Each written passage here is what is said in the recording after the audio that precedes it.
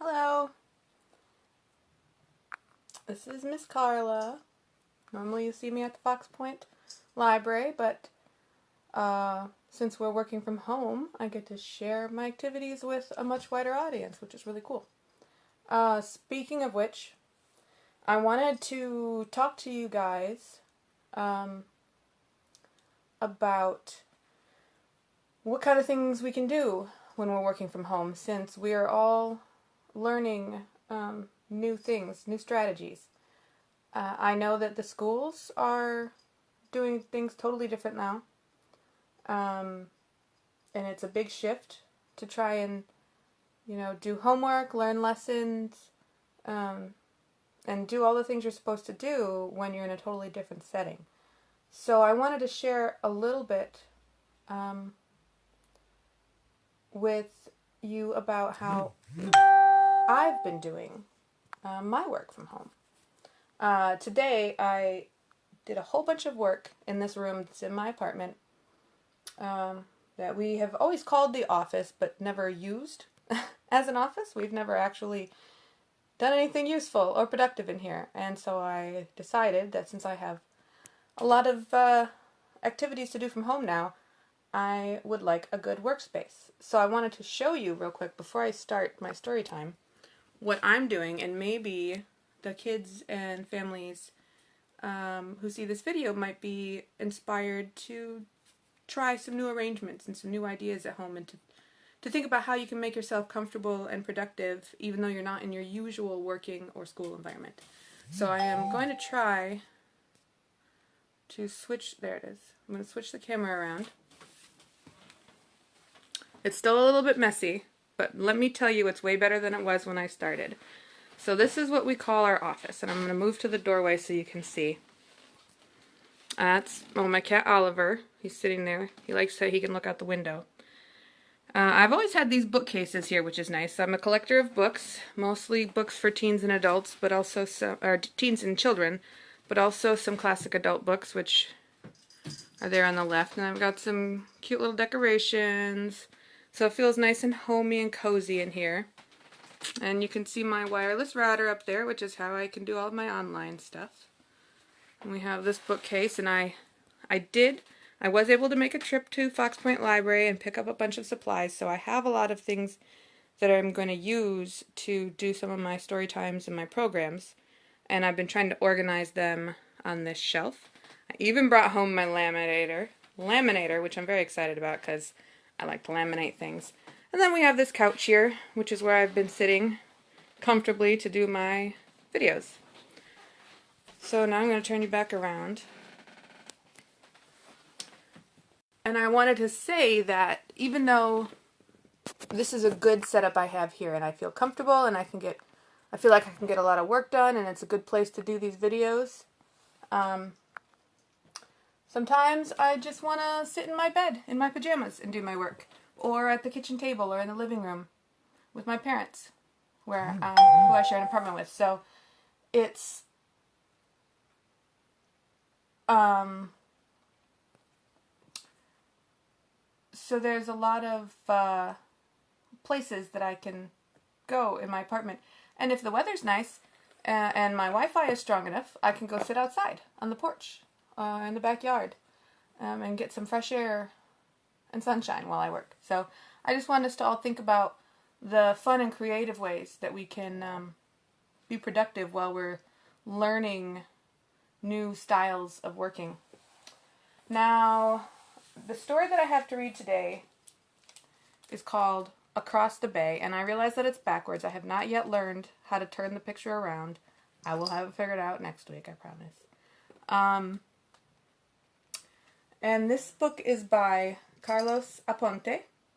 It is written and illustrated by Carlos Aponte, which means, as you may know, that he not only did he write all of the words and the story and make all of that up, he also made all of the pictures. These are beautiful pictures that look like they've been painted kind of with watercolors, but he may have done some of it digitally on a computer too. There's so many different ways that you can illustrate a book. So when an illustrator creates the pictures, they can do it all different kinds of ways.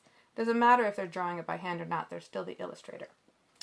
I wanted to point out that this book is on the Rhode Island Latino Books Month Award nomination list for 2020. So those awards, just like the Children's Book Award in Rhode Island and the Teen Book Award and the Middle School Book Award, it's decided by students, by the kids in Rhode Island. So if you read 3 of the books on the list, or more, there are 6 in each category, in each age category, then you can vote. And the voting is online, and you can do it starting now through the end of May.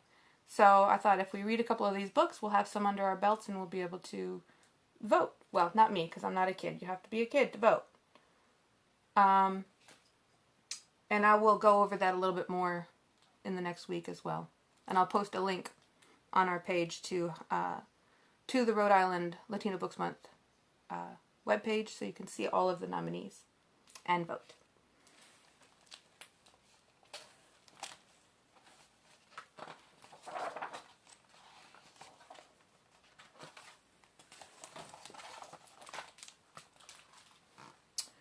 Carlitos lived in the town of Catano, across the bay from the capital.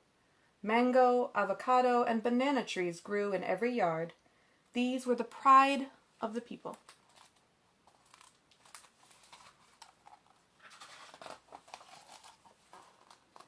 Most of the families in Carlitos' town looked the same. His family didn't look like the others. Carlitos lived in a colorful house with his mother Carmen, his abuela, and Coco the cat. Fresh azucenas filled every room. These were abuela's favorite flowers. Some of you might know the word abuela. That's her. If you don't know, you might guess by the picture, if you can see clearly enough, that abuela means grandma in Spanish.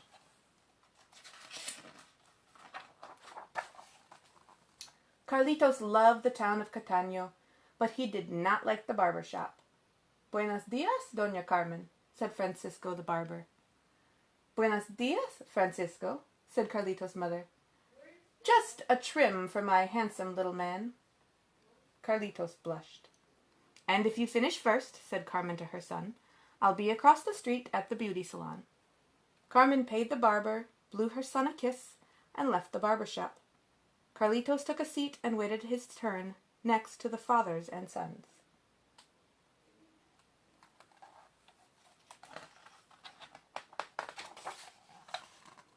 After his haircut, Carmen returned to drive Carlitos home. The little boy stared out the window at the Capitol. "Mommy, where is Papi?" Carlitos asked. "Do you think he'll ever come home?" "Carlitos, your father is across the bay," said Carmen. Sometimes things don't work out, but Abuela and I love you very much. Are you happy with us?" Carlitos nodded. He was happy, but he always wondered about his father. "Why don't we go to the beach tomorrow?" said Carmen. "Imagine the fun we'll have."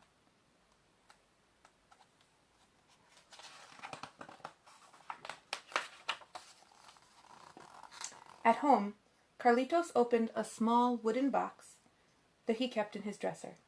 Under a pile of cards and comics, he found an old photo of his father. "I'll find you, Papi," the little boy said, tucking the photo in his pocket. Next, he grabbed some money Abuela had slipped under his pillow. He tiptoed quietly out the front door and straight to the ferry terminal.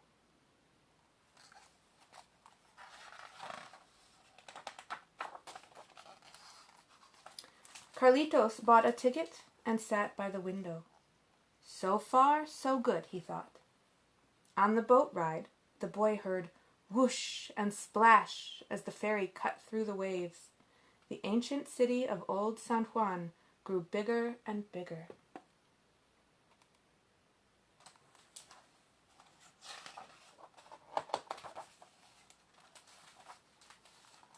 The trip was short, but it felt like a long voyage.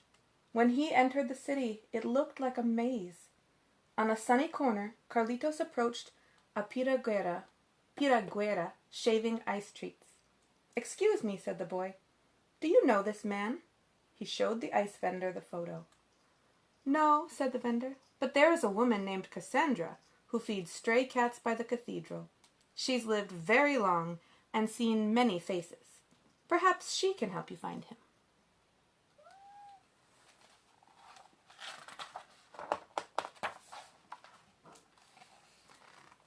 In a park by the cathedral, cats lounged in the shade. Some napped behind trees. "I'm looking for someone," Carlitos told the woman named Cassandra. "Do you know this man?" Said Cassandra. She looked at the photo. "I know more cats than people these days. San Juan might seem small, but it's a big place. You might have to travel the whole city." And so he did.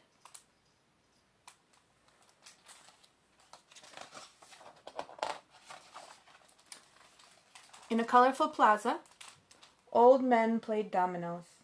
Carlitos asked one man about his father, then another, but no one knew his papi.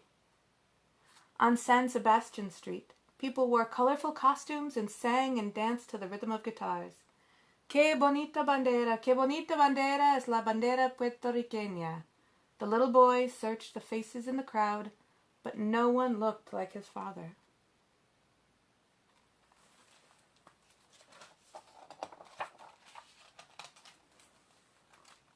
Carlitos searched all over the city. He walked so far he reached the edge of old San Juan. The Castle El Morro stood at the top of a hill overlooking the bay. "The only place left to look is that castle," Carlitos said. "Papi must be in there." The little boy sprinted across the great lawn. His spirit felt as high as the kites in the sky. Take a look at this picture. See if you notice anything that might have gone wrong for Carlitos.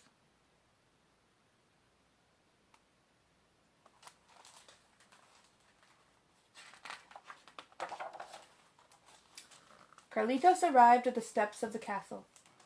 "Do you know my father?" he asked the park ranger. "Maybe," said the ranger. "What does he look like?" The little boy reached for the photo in his pocket. "Oh no," said Carlitos, his eyes filled with tears. Somehow, the photo was gone.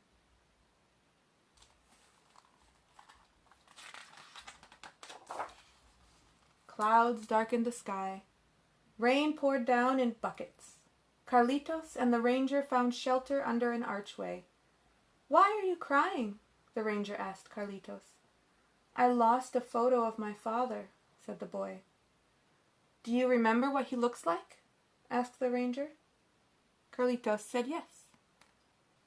"Then he will live forever in your memory. When sad things happen," the ranger said, "I think of them like dark clouds. No matter the storm, the sun always returns."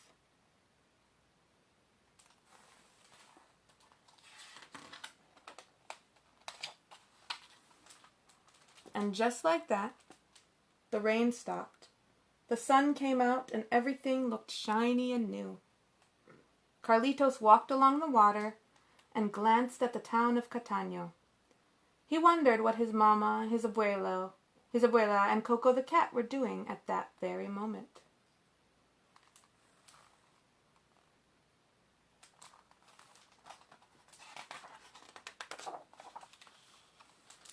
Now the sun was beginning to set. "Fresh azucenas!" a street vendor shouted. The little boy smiled. He handed the vendor some money and bought a fresh bouquet for Abuela. With the flowers in hand, Carlitos raced back toward the ferry. His family was calling from across the bay.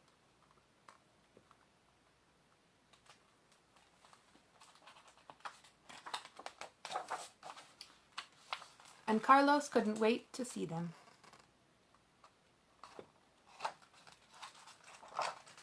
That's the end.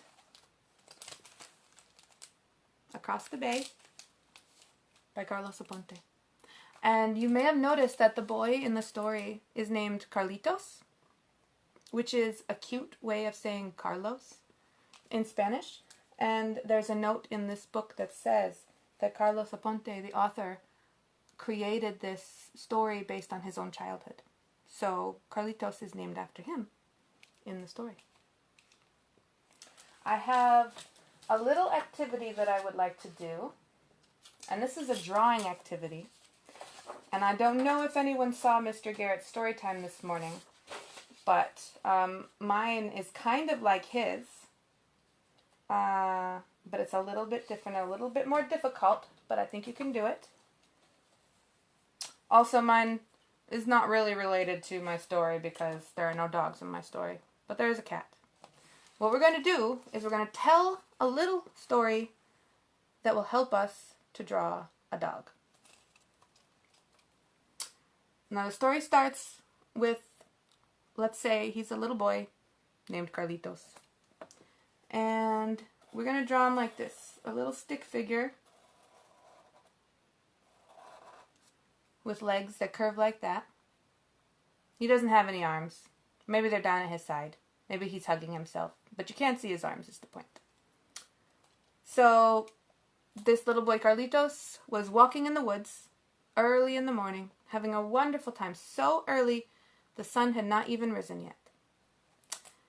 He's walking in the woods when suddenly, unfortunately, a swarm of bees came at him. 10 bees came and surrounded him. There's 1, 2, 3, 4, 5, 6, 7, 8, 9, 10. There's Carlitos and the 10 bees. Now he was scared. And he thought, what can I do to get away from these bees? And there was a lake right near him, and he thought, I will jump into this lake, and then the bees will not be able to chase me into the water. So that's what he did. He jumped into this round lake. There he is in the lake. Now, just as he jumped into the lake, the sun began to rise, just on the horizon.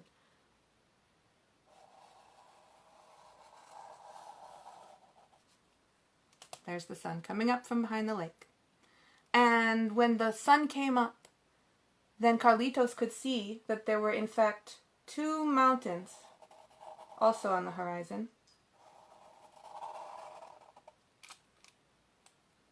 And inside those mountains, there each happened to be matching caves in the mountains.